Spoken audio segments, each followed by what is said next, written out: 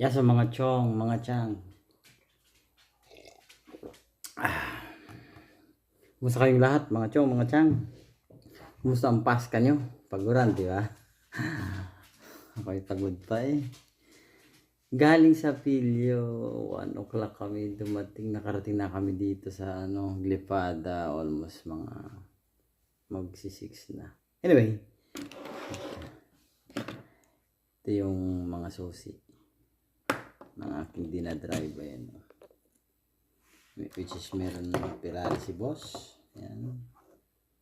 At meron siyang dalawang Range Rover. Pero ang susi niya ay Land Rover. Yung isa Jeep dinadrive ko. So, sobrang bilis.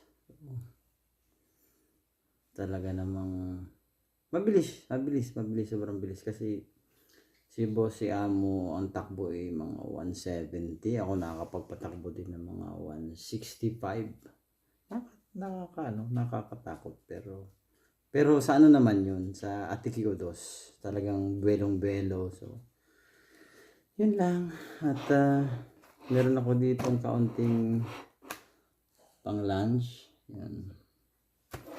May kaunting salad na carrot at biteki. Yun. Iinitin ko na lang para may lunch ako. Si Tia naman nasa taas at nagluluto siya ng sauce ng pizza margarita. So yun lang mga chong.